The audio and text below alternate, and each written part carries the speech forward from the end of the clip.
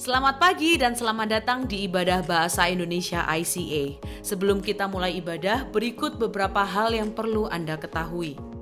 ICA Kids Camp akan segera hadir pada tanggal 26 hingga 28 Juni untuk anak-anak SD kelas 4 hingga 6. Untuk mendaftar atau mendapatkan informasi lebih lanjut, cukup klik kode QR berikut. Pendaftaran camp akan ditutup pada 31 Mei. Tempat terbatas, jadi segera daftarkan anak Anda. ICA Youth Camp akan diadakan pada tanggal 21 hingga 23 Juni untuk remaja usia 12 sampai 18 tahun. Biayanya Rp550.000 per orang. Untuk informasi lebih lanjut atau mendaftar, segera pindai kode QR di layar berikut. Pendaftaran ditutup tanggal 31 Mei. Jadi segera daftar hari ini untuk mendapatkan pengalaman rohani di waktu liburan nanti. Memberikan persembahan menjadi semakin mudah.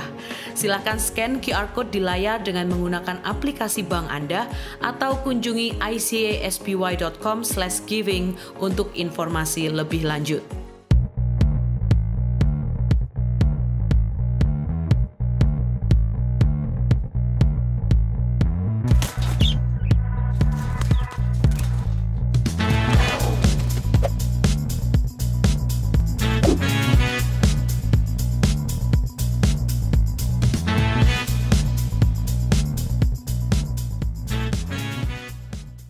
Shalom, selamat pagi Bapak Ibu sekalian yang terkasih di dalam Kristus Yesus. Saya Anton Hinadi, senang sekali bisa berjumpa kembali di Ibadah Bahasa Indonesia Online ICA. Nah Bapak Ibu Saudara sekalian, kita masih di seri Dibebaskan dan tema kita pada pagi hari ini adalah karakter yang dibentuk oleh Roh Kudus. Namun sebelum kita melihat lebih jauh mengenai apa yang dimaksud dengan karakter yang dibentuk oleh Roh Kudus melalui pembelajaran kita bersama selama beberapa minggu terakhir dari kitab Galatia, marilah kita berdoa terlebih dahulu. Kami mengucap syukur Bapa Surgawi bahwa oleh kasih karunia-Mu kami bisa bersama-sama pada pagi hari ini untuk beribadah, untuk memuji, memuliakan nama-Mu, serta kami mendengarkan kebenaran firman-Mu. Kami percaya Tuhan bahwa firman-Mu yang kami dengar itu tidak akan kembali dengan sia-sia. Bahwa Injil kebenaran-Mu itu adalah kuasa Allah yang menyelamatkan bagi setiap orang yang percaya. Berbicaralah kepada setiap kami siap untuk mendengarkan dan segala sesuatunya ini adalah kemuliaan bagi nama-Mu saja. Terima kasih Bapa, hanya di dalam nama Putra-Mu Kristus Yesus, Tuhan dan Penebus kami yang hidup. Amin. Saudara, saya bacakan di dalam kitab Galatia pasal yang kelima, mulai ayat yang pertama sampai ayat yang ke-6. Demikianlah firman Tuhan. Supaya kita sungguh-sungguh merdeka, Kristus telah memerdekakan kita. Karena itu berdirilah teguh dan jangan mau lagi dikenakan kuk perhambaan. Sesungguhnya aku Paulus berkata kepadamu, jikalau kamu menyunatkan dirimu, Kristus sama sekali tidak akan berguna bagimu. Sekali lagi aku katakan kepada setiap orang yang menyunatkan dirinya, bahwa ia wajib melakukan seluruh hukum Taurat. Kamu lepas dari Kristus, jikalau kamu mengharapkan kebenaran oleh hukum Taurat. Kamu hidup di luar kasih karunia. Sebab oleh Roh dan karena iman, kita menantikan kebenaran yang kita harapkan. Sebab bagi orang-orang yang ada di dalam Kristus Yesus, hal bersunat atau tidak bersunat tidak mempunyai suatu arti. Hanya iman yang bekerja oleh kasih. Demikianlah firman Tuhan. Rasul Paulus dikatakan merasa sedih, merasa kecewa dan marah bahwa beberapa jemaat Galatia yang dirintisnya beberapa waktu yang lalu itu berpaling mengikuti ajaran dari orang-orang Kristen Yahudi yang mengatakan bahwa iman percaya saja kepada Tuhan Yesus Kristus itu tidak cukup. harus ditambah dengan melakukan sunat bagi orang-orang pria agar keselamatan yang diterima itu menjadi sempurna. Paulus mengatakan di ayat yang pertama bahwa kau mengenakan kuk perhambaan. Bahwa kembali kalau kau melakukan hal seperti itu, kau mengenakan kuk perhambaan. Nah, apa artinya kuk itu? Saudara, kuk itu adalah sebatang kayu yang kasar dan yang berat yang biasa ditaruh di tengkuk atau di pundak sapi atau kerbau yang dipakai untuk membajak ladang atau sawah. Dan karena kuk yang berat itu ada di leher daripada sapi itu, dan tentunya bahwa itu tidak akan menimbulkan sesuatu hal yang nyaman. Dan sapi itu harus melakukan apa yang diperintah oleh yang mengendalikannya.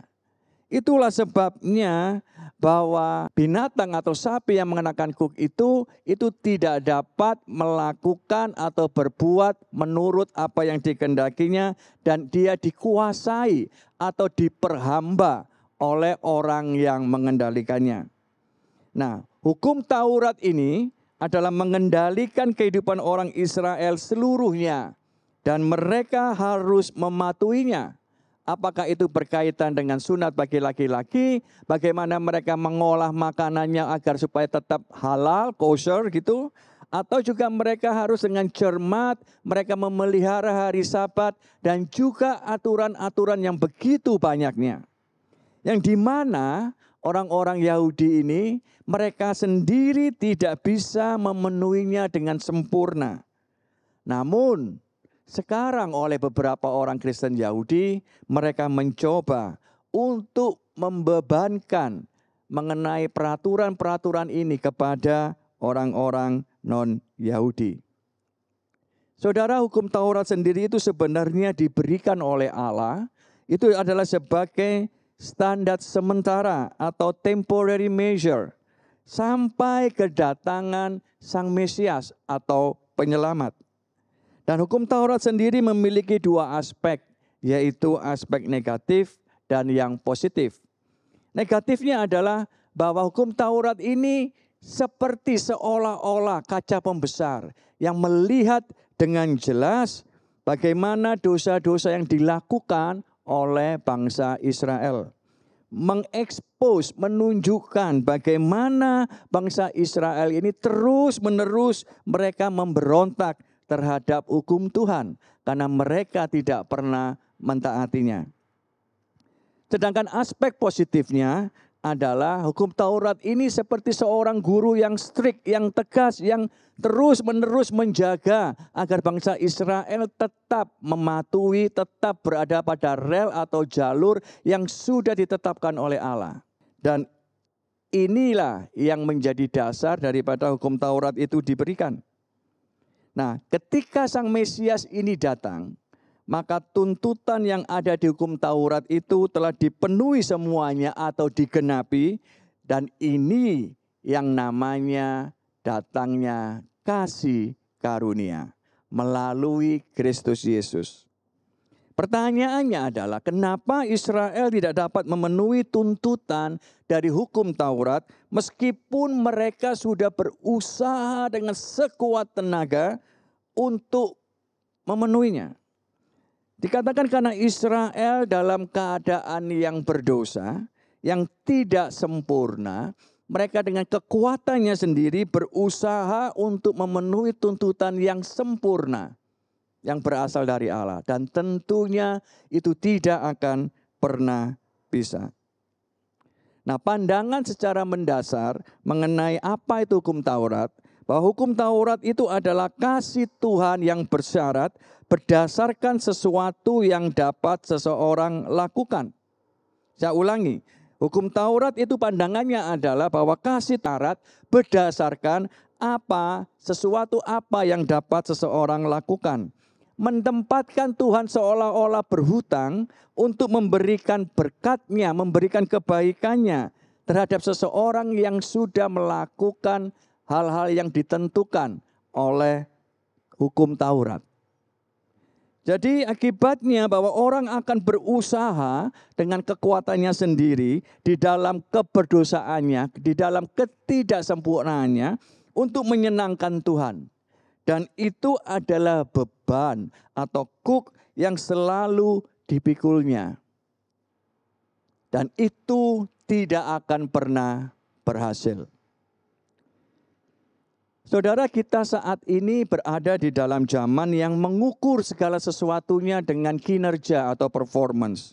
Apakah itu di dalam pekerjaan, kinerja itu dipakai untuk bisa menunjukkan prestasi atau hasil yang akan dicapai, untuk bisa mencapai kedudukan, atau juga sesuatu hal yang bisa diukur melalui kinerja itu. Segala sesuatu kinerja itu ukurannya adalah dilakukan dengan dasar kerja keras atau usaha untuk menunjukkan keberhasilan seseorang. Termasuk di dalam hal spiritual atau rohani. Kenapa bisa demikian? Hal ini dimulai dari ketika Adam dan Hawa itu jatuh ke dalam dosa. Bahwa mereka itu adalah terputus daripada Allah hubungannya. Maka mereka mencari bagaimana untuk mengisi kekosongan di dalam jiwa mereka untuk mencari hubungan dengan Allah. Karena mereka sudah terputus dari Allah, maka mereka berusaha untuk mengisi kekosongan itu dengan apa yang menurut mereka pikir untuk bisa memenuhi kekosongan itu. Mereka ketika melihat gunung, mereka akan menyembah gunung. Mereka melihat pohon atau batu yang besar, mereka menyembahnya. Itulah cara manusia untuk mengisi kekosongan akibat mereka selalu mencari sesuatu di dalam jiwanya untuk memiliki hubungan dengan Allah. Mereka berusaha melalui kinerja, melalui effort, performance mereka agar bisa dilihat dan diapresiasi oleh Tuhan. Dan seberapapun, sekali lagi seberapapun mereka berusaha dengan berbagai macam cara, dengan berbagai macam bentuk, dengan berbagai macam ritual, usaha mereka sendiri, mereka tidak akan pernah berhasil. Meskipun juga di dalam keadaan kita saat ini di zaman modern ini, di tengah-tengah orang-orang Kristen, tentunya kita juga sering mendengar bahwa ada kalimat atau perkataan seperti ini contohnya. Oh, kamu kena sakit ini ya. Coba cek di dalam dirimu, apakah engkau melakukan sesuatu perbuatan yang tidak berkenan bagi Tuhan? Atau juga mengatakan, kamu jangan nakal terus ya. Kalau kamu nakal, kalau kamu mokong, maka kamu akan dihukum oleh Tuhan. Atau juga, kamu ini sudah menjadi orang Kristen bertahun-tahun, kamu kok tetap tidak diberkati Tuhan. Kamu kok tetap miskin. Jangan-jangan kamu menyimpan dosa. Jangan-jangan perbuatanmu itu tidak disenangi oleh Tuhan. Dengan kata lain, di dalam pikiran orang-orang Kristen ini, bahwa Tuhan hanya peduli terhadap kinerja atau performance atau perbuatan yang dihasilkan oleh umatnya. Bahwa kalau sesuatu melakukan sesuatu yang berkenan, maka Tuhan itu wajib hukumnya untuk memberkati. Itu yang ada di dalam pikiran. Kalau tidak melakukannya, maka Tuhan pun juga akan menghukum. Nah, pikiran ini adalah akibat secara tidak langsung karena untuk berusaha kembali untuk memenuhi daripada tuntutan hukum Taurat. Sebaliknya, apabila seorang merasa bahwa ia telah taat melakukan segala sesuatu perintah Tuhan, maka ketika ia mengalami masalah, ketika ia mengalami problem yang besar, maka ia akan menunjukkan usahanya atau prestasinya kepada Tuhan dan dia meminta Tuhan untuk menolong dia. Dan seringkali kita mendengar adalah bahwa Tuhan, mengapa engkau melakukan ini kepadaku? Bukankah aku telah taat dengan setia melayanimu? Bukankah waktuku, hari-hariku telah kuberikan semuanya bagimu? Tuhan, kenapa aku masih tetap mengalami masalah ini?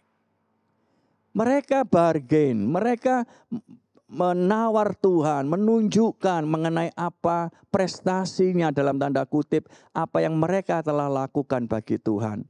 Dan Tuhan harus menolong dia. Dan ini adalah kuk yang membebani atau memperhamba orang yang berusaha untuk dengan kekuatannya sendiri agar berkenan kepada Tuhan. Kalau begitu bagaimana caranya supaya kita ini bebas dari kuk perhambaan?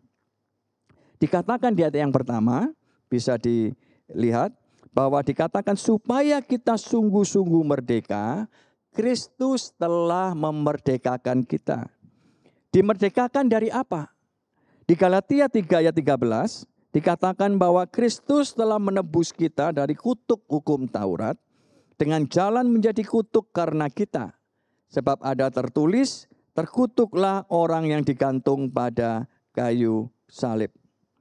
Hanya Kristus Yesuslah yang mampu untuk memenuhi tuntutan hukum Taurat karena ia adalah pribadi yang sempurna, yang tidak berdosa. Dan barang siapa yang percaya kepada Yesus Kristus telah ditebus dari hukuman atau kutuk hukum Taurat. Artinya bukan dengan effort sendiri, bukan dengan upaya kekuatan sendiri, melainkan iman percaya kepada Kristus Yesus, pribadi yang tidak berdosa, yang sanggup untuk memenuhi segala tuntutan hukum Taurat. Rasul Paulus mengatakan bahwa membebani orang Kristen non-Yahudi dengan hukum Taurat adalah sebuah hal yang sangat tidak benar. Kenapa? Bahwa ini adalah sebuah tindakan seolah-olah Yesus tidak menggenapi janji Allah dengan menanggung dosa manusia. Jadi kalau masih perlu adanya sebuah upaya manusia, maka karya Kristus itu perlu dibantu oleh manusia. Dan ini tidak sesuai dengan apa yang menjadi janji daripada Allah. Dan yang kedua, bahwa kemerdekaan yang diberikan Yesus Kristus menjadi tidak berguna. Karena ada jasa manusia yang ditambahkan untuk supaya manusia ini bebas dari hukum Taurat. Dengan upaya manusia ini, maka itu adalah meniadakan daripada kedatangan Roh Kudus dan serta membatasi Allah bahwa janji serta berkat-Nya hanya ditujukan kepada Israel saja dan bukan kepada bangsa-bangsa. Jadi ini yang menjadi dasar Rasul Paulus begitu marah kepada pengajar-pengajar Kristen Yahudi yang mencoba untuk membawa jemaat Galatia untuk kembali mengikuti tuntutan hukum Taurat. Karena dengan kalau mereka mengikuti apa yang menjadi tuntutan hukum Taurat, maka karya Kristus di salib yang sempurna itu menjadi tidak sempurna. Rasul Paulus mengatakan bahwa penggenapan hukum Taurat datang dari Yesus Kristus dan Roh-Nya yang diringkas menjadi kasihilah sesamamu manusia seperti dirimu sendiri. Di ayat 14 di Galatia 5 dikatakan, sebab seluruh hukum Taurat tercakup dalam satu firman ini, yaitu kasihilah sesamamu manusia seperti dirimu sendiri. Yesus Kristus menggenapi hukum Taurat bagi kita dan ia sekarang tinggal di dalam kita melalui Roh-Nya yang memampukan setiap orang percaya untuk dapat mengasihi orang lain. Dan inilah yang disebut hidup di dalam kasih karunia. Kalau orang yang melakukan tuntutan hukum Taurat, dia tidak akan pernah dia bisa mengasihi orang lain karena kasih Kristus tidak ada di dalam dirinya. Justru karena kasih Kristus itu ada ketika orang itu percaya kepada Yesus Kristus satu-satunya Tuhan dan Juru Selamat. Maka disitulah kasih karunia itu diberikan. Roh-Nya yang kudus tinggal di dalam hati orang yang percaya. Yang memampukan untuk mengasihi orang lain. Dan itu adalah penggenapan dari seluruh kitab hukum Taurat. Dikatakan di 2 Korintus 3:17 bahwa ketika ada roh Allah di dalam diri seorang, maka yang ada di dalam diri orang itu adalah kemerdekaan. Sebab Tuhan adalah roh dan di mana ada roh Allah, di situ ada kemerdekaan. Merdeka dari apa, saudara? Merdeka dari tuntutan hukum Taurat. Merdeka daripada kuasa dosa. Dan itu semuanya adalah karya Kristus melalui yang diberikan Roh Kudusnya kepada seseorang ketika ia percaya kepada Yesus sebagai Tuhan dan Juru Selamatnya. Dan ketika Yesus sebagai Tuhan dan Juru Selamat, bahwa Yesuslah yang menyelamatkan dirinya dengan jalan menanggung semua dosa di kayu salib, yang seharusnya orang itu yang binasa karena dosa-dosanya. Melalui kematian Yesus dan darahnya yang tercurah sebagai korban penghapusan dosa, itulah yang membuka jalan perdamaian dengan Allah. Tidak hanya dosa-dosanya dihapuskan, melainkan juga diberikan hidup kekal bersama dengan Dia. Sehingga orang percaya itu tidak binasa, melainkan beroleh hidup yang kekal, serta hidup yang merdeka, bebas dari kuasa dosa. Dan semuanya itu telah dilakukan oleh Yesus Kristus. Karya Kristus di atas kayu salib, itulah yang membebaskan, itulah yang memerdekakan setiap orang ketika orang itu percaya kepadanya. Dengan tubuh yang hancur, menanggung segala kutuk, menanggung segala kelemahan, sakit, penyakit. Dan juga dengan darah yang dicurahkan, yang menghapus segala dosa dan pelanggaran. Semuanya dilakukan Yesus Kristus bagi seluruh umat manusia. Agar setiap orang yang percaya itu saudara dan juga semua orang boleh hidup di dalam kemerdekaan. Karena Roh Kudusnya, Rohnya telah diberikan dalam setiap orang yang percaya. Dan kelak akan tinggal kekal selamanya bersama-sama dengan Dia. Amin. Nah, setelah dimerdekakan oleh Yesus, apa yang harus dilakukan oleh orang percaya? Di ayat 13 di Galatia pasal yang kelima dikatakan bahwa saudara-saudara, memang kamu telah dipanggil untuk merdeka.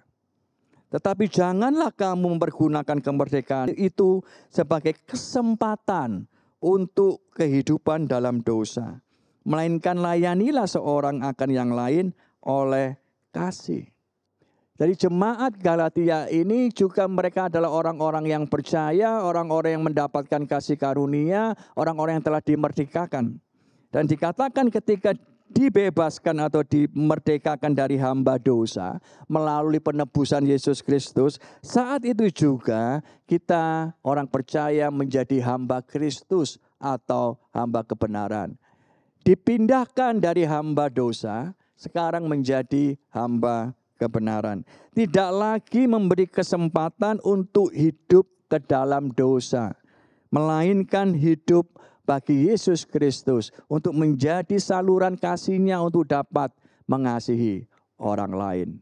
Inilah yang menjadi arti daripada kemerdekaan di dalam Kristus, yaitu untuk dapat mengasihi orang lain karena Roh-Nya ada tinggal di dalam diri setiap orang percaya.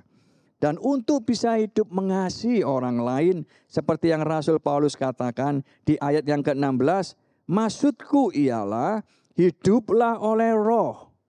Terjemahan lain dikatakan walk by the Spirit. Maka kamu tidak akan menuruti keinginan daging. Terjemahannya walk atau berjalan itu berjalan mengelilingi. Artinya terus menerus, konstan. Connect dengan Roh Kudus. Artinya tidak berjalan kemudian sebentar lagi berhenti, kemudian menyimpang ke kiri atau ke kanan, tidak. Terus menerus berjalan mengelilingi Roh Kudus. Roh Kuduslah yang menjadi center, yang menjadi pusat. Roh Kuduslah yang memimpin jalan setiap orang yang percaya. Sehingga dengan berjalan mengelilingi terus menerus, maka seseorang percaya itu mendapatkan bimbingan, mendapatkan arahan, mendapatkan guidance dari Roh Kudus untuk supaya setiap langkahnya itu bisa menjadi berkat bagi orang lain, bisa mengasihi orang lain. Dan membuat hidup kita ini tetap berjalan mengikuti apa yang menjadi pimpinan daripada Tuhan Yesus Kristus. Namun seringkali di dalam kehidupan kita orang percaya, bukan Roh Kudus yang memimpin kita, melainkan kita sendiri dengan seenaknya seringkali bahwa kita yang memimpin hidup kita, kita minta Roh Kudus yang mengikuti kita. Dan kita tahu bahwa seringkali hasilnya adalah kekacauan. Karena keinginan kita sendirilah yang menguasai kita. Kita bertindak seolah-olah itu hal yang rohani, padahal itu bukan apa yang menjadi kehendak Roh Kudus. Untuk itu saudara, kita mau melihat kembali bahwa dipimpin Roh Kudus adalah mengizinkan Dia untuk yang berjalan di depan kita, untuk yang menguasai, untuk yang mengendalikan hidup kita, bukan sebaliknya. Ada sebuah contoh di dalam kitab Kejadian, yaitu Henokh, yang saya bacakan di dalam ayat Kejadian pasal yang kelima, ayat 21, ayat 24. Bagaimana Henokh ini mempraktekkan bagaimana ia walk by the Spirit. Dan apa yang ia alami ketika ia berjalan bersama dengan Tuhan. Setelah Henokh hidup 65 tahun, ia memperanakan Metusala. Dan Henokh hidup bergaul dengan Allah selama 300 tahun lagi. Setelah ia memperanakan Metusala, dan ia memperanakan anak-anak lelaki dan perempuan. Jadi Henokh mencapai umur 365 tahun. Dan Henokh hidup bergaul dengan Allah, lalu ia tidak ada lagi sebab ia diangkat oleh Allah. Kata yang penting di sini ada dua. Yang pertama adalah bergaul. Bahasa aslinya itu adalah halak, yang artinya constantly moving forward with God. Terus menerus secara konstan untuk bergerak maju bersama dengan Tuhan. Kalau bicara konstan artinya itu terus menerus untuk melangkah maju di dalam pimpinan daripada rohnya. Jadi tidak hanya hari ini connect, melakukan apa yang Tuhan inginkan, besok kemudian dia membelot atau menyimpang atau tidak mau, kemudian seminggu lagi dia melakukan, bukan. Terus menerus, dikatakan di sini kata yang penting kedua adalah lagi. Artinya selama 300 tahun Henokh terus menerus setiap tahun dia berjalan dengan Allah. Dia walk constantly moving forward bersama dengan Tuhan. Dan inilah yang menjadi contoh bagaimana setiap orang yang percaya, yang dipenuhi Roh Kudus harus berjalan di dalam Roh Kudus. Berjalan walk with God, berjalan dipimpin oleh Roh. Dikatakan di ayat 16 di Galatia, maksudku ialah hiduplah oleh Roh, maka kamu tidak akan menuruti keinginan daging. Artinya ketika seseorang itu hidup dipimpin oleh Roh, maka tidak lagi hidup di bawah kuasa dosa yang melakukan perbuatan daging. Di situ disebutkan begitu banyak perbuatan-perbuatan daging yang mencoba untuk menguasai kehidupan orang yang percaya, untuk mengambil alih pimpinan Roh Kudus di dalam hidup orang percaya. Yaitu ada percabulan, kecemaran, hawa nafsu, penyembahan berhala, sihir, dan seterusnya. Tetapi dikatakan bahwa kita melainkan bahwa hidup Kristus itulah yang menguasai diri setiap orang percaya. Dan Roh Kuduslah yang harus menguasai setiap hidup orang percaya. Dan ketika Roh Kudus itu menguasai hidup orang percaya, maka disitulah akan terbentuk buah roh. Yang adalah 9 buah roh: kasih, sukacita, damai sejahtera, kesabaran, kemurahan, kebaikan, kesetiaan, kelemah lembutan, dan penguasaan diri. Seperti pohon untuk menghasilkan buah, maka itu perlu proses. Tidak instan, tidak hari ini saudara tanam biji, besok kemudian sudah berbuah dan saudara bisa petik. Tidak, perlu proses. Bagaimana perlu proses ini adalah bagaimana untuk kita bisa menyangkali diri atas keinginan daging. Dengan kita istilahnya itu kalau pohon itu di pruning, dipangkas. Untuk supaya pohon ini semakin berkembang untuk bisa menghasilkan buah. Dan terus menerus kalau itu tetap dilakukan di dalam pimpinan Roh dalam kehidupan kita sehari-hari, maka Roh Kuduslah yang akan membentuk karakter ilahi setiap orang percaya.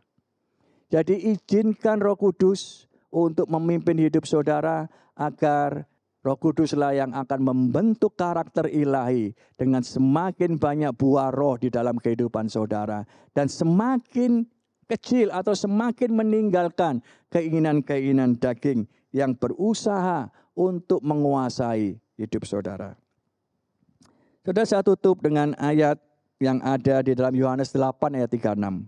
Dikatakan bahwa, jadi apabila anak itu memerdekakan kamu, kamu pun benar-benar merdeka.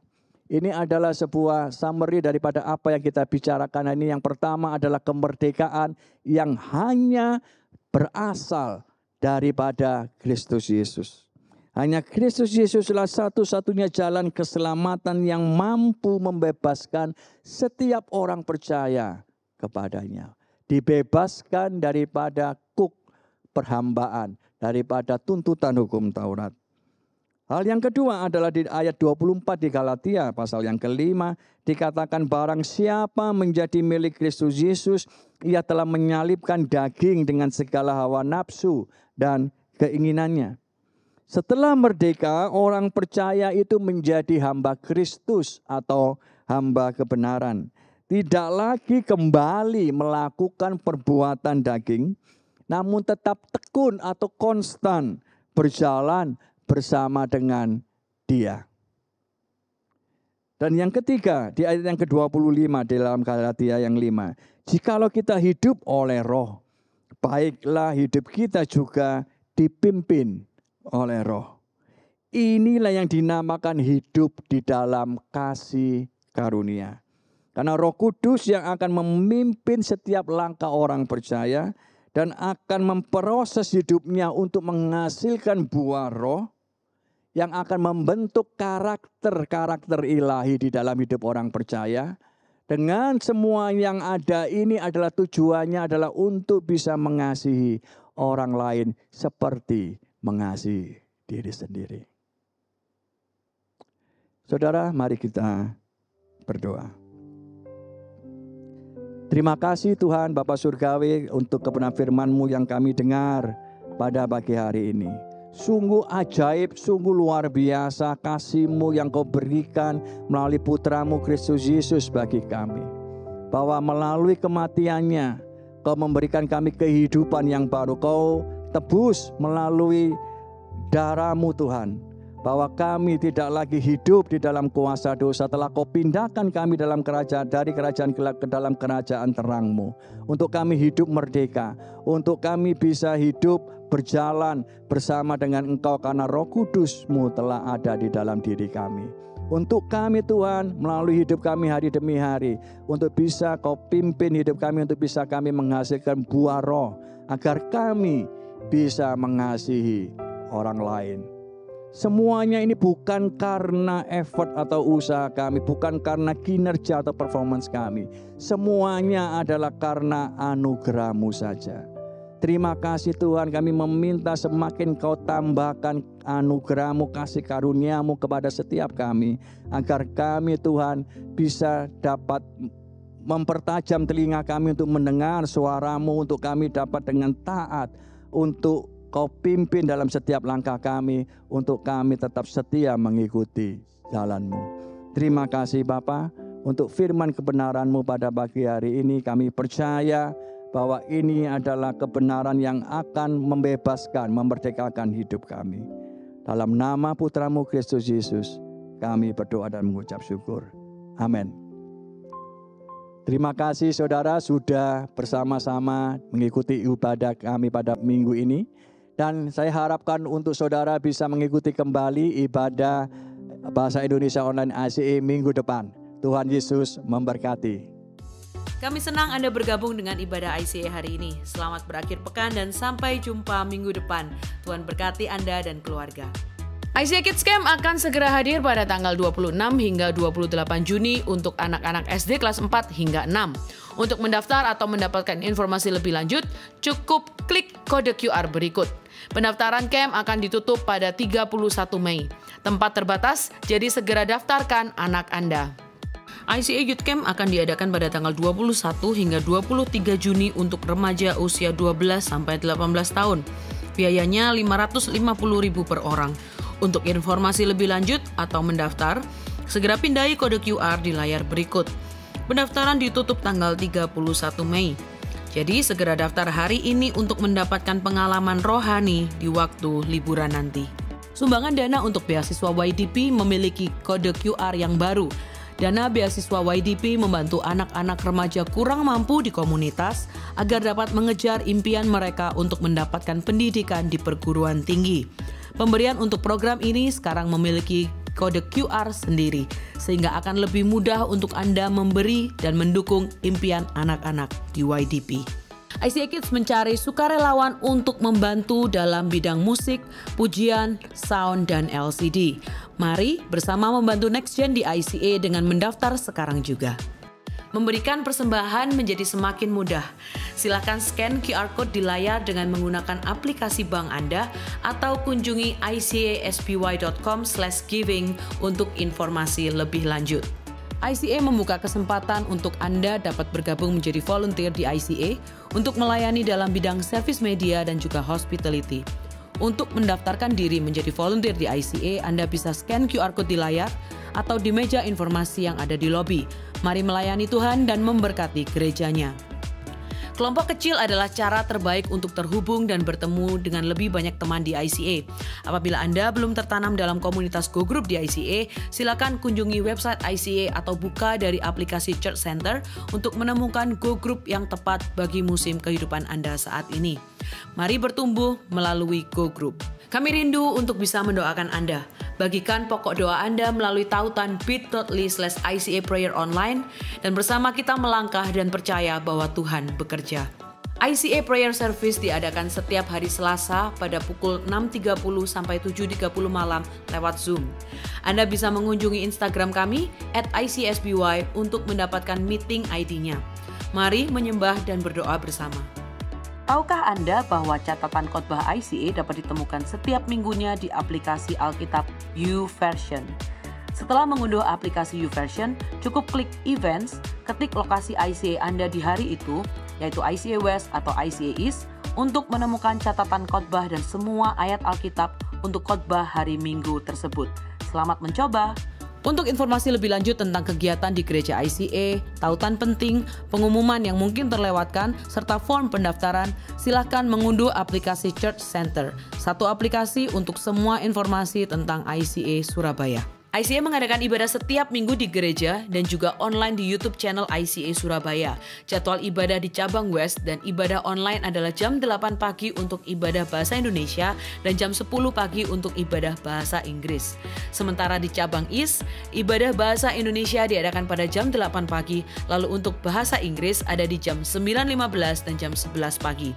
Bergabung bersama kami setiap hari Minggu untuk menyembah dan belajar firman Tuhan bersama-sama. Ikuti sosial media ICA Surabaya di YouTube, Facebook, Instagram, dan Spotify. Anda dapat menemukan berbagai informasi, playlist musik, video, renungan, dan lainnya.